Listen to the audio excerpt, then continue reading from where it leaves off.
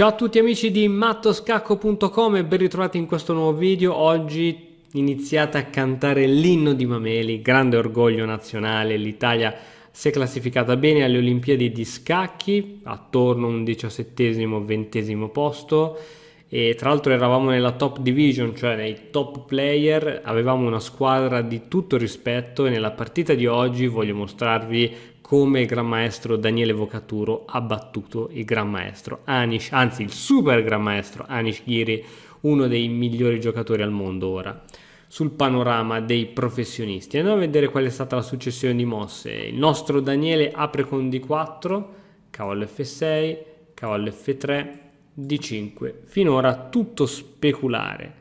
Alfiere in F4, alfiere in F5. Sembra che il nostro Daniele voglia andare a giocare E3, C3, un sistema Londra. Vediamo come va a finire. E3, sembra proprio di sì. E6, finora è tutto assolutamente speculare e adesso non c'è motivo di una passiva C3, ma giustamente viene giocata la mossa C4. Serve subito a creare pressione al centro, ma adesso Ghiri ci prende alla sprovvista con una mossa veramente interessante. Alfiere cattura il cavallo in B1. Perché il nero decide di dare il proprio alfiere così gratuitamente per catturare un cavallo che poverino non stava facendo nulla? Anzi, per di più questo cavallo si deve ancora sviluppare. Che roba strana. In realtà questa mossa ha tutte le sue ragioni del mondo. Innanzitutto il nero si sta liberando e si vuole liberare, diciamo, di quello che viene chiamato l'alfiere cattivo e vuole rimanere con l'alfiere buono, che è l'alfiere camposcuro, cioè l'alfiere che ha case ottime dove andare, dove può far danni. Inoltre questo cavallo del bianco è in realtà un cavallo molto forte, poiché da C3 fa pressione sul punto D5 e controlla anche il centro su E4. Dunque il nero dice: ma sai cosa ti dico? Questo cavallo te lo tolgo e adesso, dopo la cattura di torre, c'è questa forte mossa alfiere B4 con leggerissimo vantaggio del nero.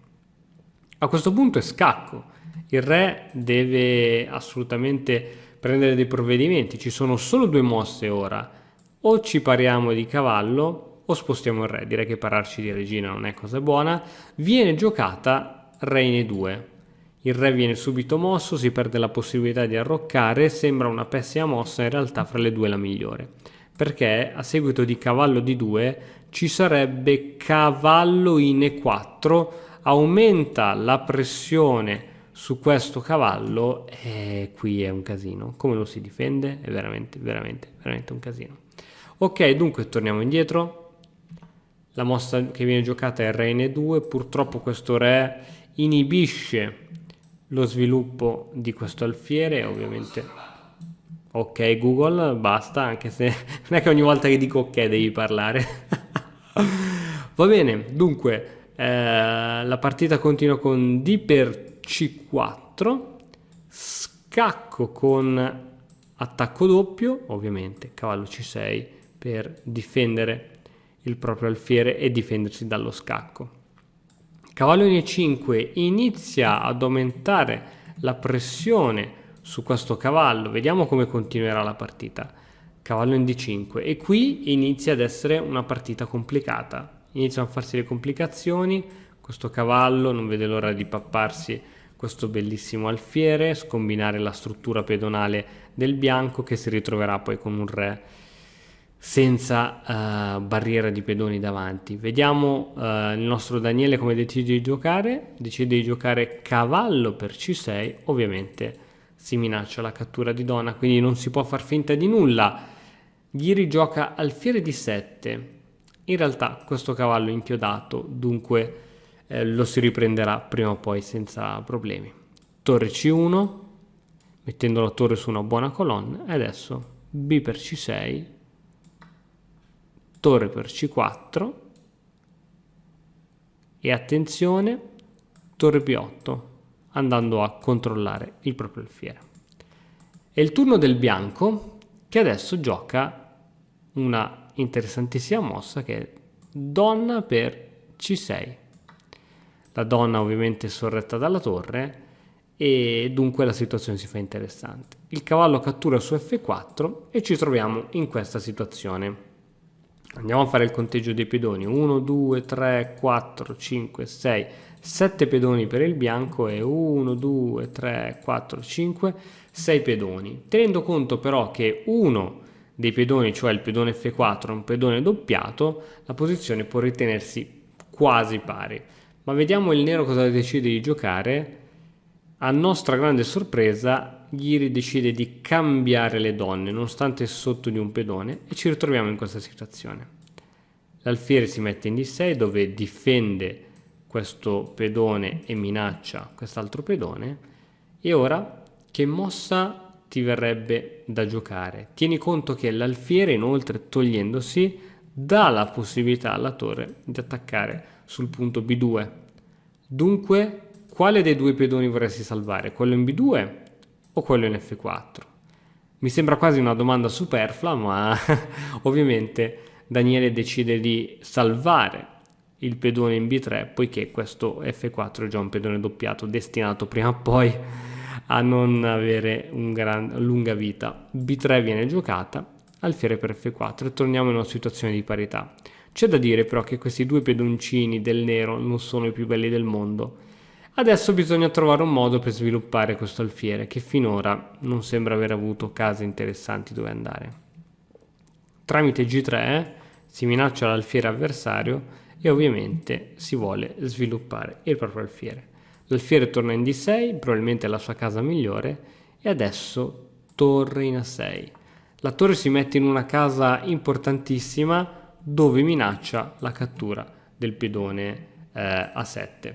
È una minaccia fastidiosa anche perché metterebbe il nero a una posizione difensiva. Se pensiamo a torre A8 o peggio ancora torre B7 sarebbe una posizione assolutamente difensiva. Motivo per cui Ghiri se ne frega, gioca l'arrocco corto e adesso alfiere G2. Questo alfiere finalmente mostra tutta la sua forza. E5 aprendo le linee poiché il re avversario è al centro, Ghiri progetta manovre di questo tipo, cambio. È il momento ora di mettere in gioco tutti i pezzi. Questa torre non è ancora stata sviluppata. Vocaturo decide di giocarla in D1, torre in F va in E8 con attacchi di scoperta, il re si toglie preventivamente, G6, dando la possibilità all'alfiere di avere una casa di ritirata, ma allo stesso tempo al re stesso di avere una via di fuga nel caso in cui le torri dovrebbero lasciare l'ottava traversa. Peccato che questo pedone adesso salta. Probabilmente ti chiederai, ma il nero non poteva fare qualcosa per difendere questo pedone? Come abbiamo già detto prima, avrebbe portato a giocare troppo in modo passivo, per cui decide di lasciarlo al bianco. E ora si è creata la possibilità, ovviamente, di un pedone passato che andrà a promozione. A questo punto il vantaggio del bianco è veramente considerevole. Alfiere D6, l'alfiere si protegge, si guarda alle spalle a vicenda con il pedone e ovviamente libera anche l'attacco della torre. Alfiere D5, ora questa mossa è stata veramente bella. Alfiere D5 si inchioda il pedone, attacca a raggi X il re, sembra una mossa interessante, ma i grandi maestri, a differenza di noi comuni mortali, riescono a trovare dei tatticismi veramente belli.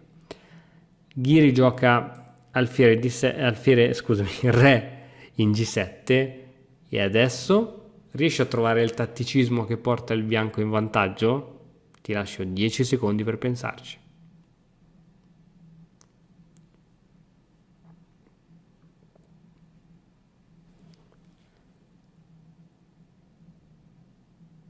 La mossa corretta è sacrificio di alfiere su F7 e viene giocata torre in F8. Perché non si poteva catturare col re? Poiché c'era semplicemente ora la cattura di questo alfiere, non si poteva catturare con questo pedone poiché era inchiodato orizzontalmente dall'altra torre. Dunque ci sarebbe stato un ulteriore cambio di pezzi, di pulizia di pezzi sulla scacchiera, e sarebbe stato ancora più semplice per il bianco vincere la partita.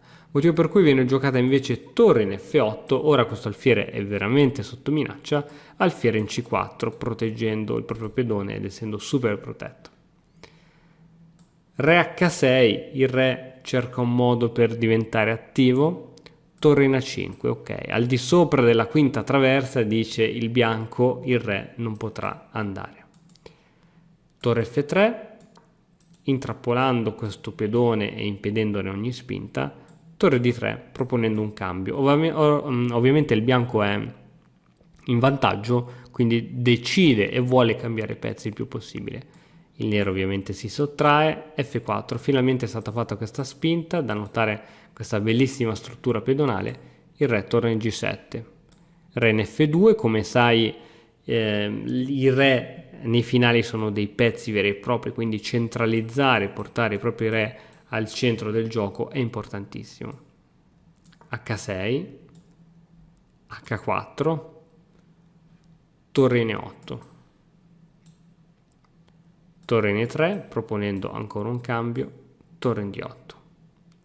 Adesso re in F3, torre in D va in F8 cercando delle soluzioni di attacco.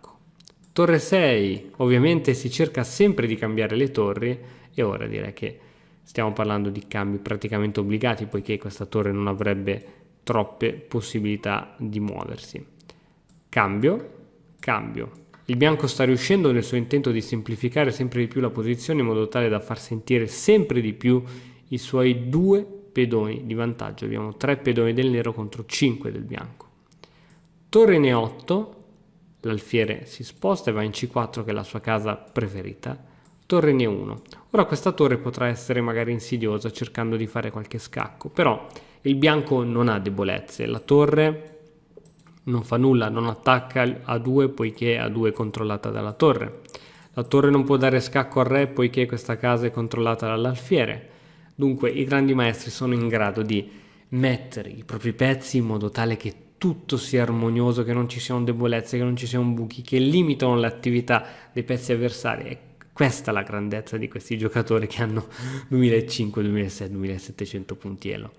Andiamo avanti a 4, torre C1, H5, H5 la gioca il bianco cercando di rompere la struttura, torre C3, scacco intermedio, il re va in G4, torre 3, diciamo un mosso un po' disperata da parte del nero, torre D5, G per H5 scacco, torre per H5.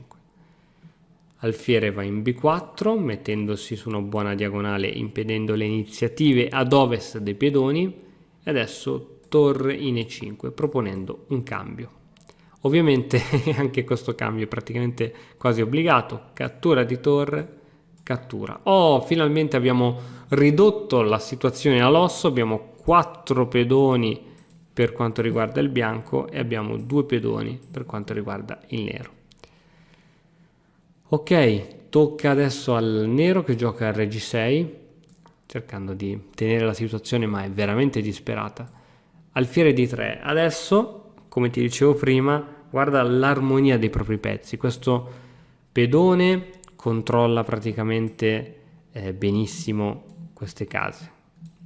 E adesso l'alfiere controlla praticamente le case chiare, quindi si cerca sempre di limitare l'attività dei pezzi avversari. Guarda dopo re F7, re F5, dunque pedone controlla queste case, re quindi si è fatto veramente un muro su queste case, quindi si cerca di non far muovere l'avversario.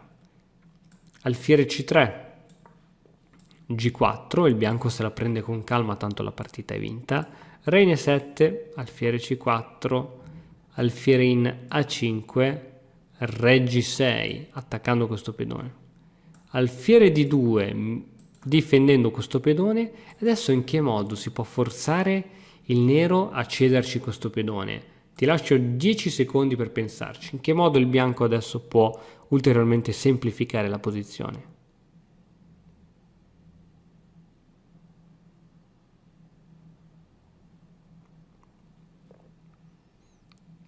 Ovviamente la mossa è B4, B4 devia l'alfiere dal controllo di questo pedone, quindi ulteriore cambio, e dopo alfiere C3 che minaccia questo pedone E6, a questo punto Ghiri abbandona la partita, poiché ci sono due pedoni passati, uno che per il momento è assolutamente controllabile dall'alfiere, l'altro un po' più difficile da controllare. A un certo punto l'alfiere dovrà sacrificarsi su questo pedone e il bianco si ritroverà a giocare con due pedoni e un alfiere contro un pedone. Finale ovviamente perso.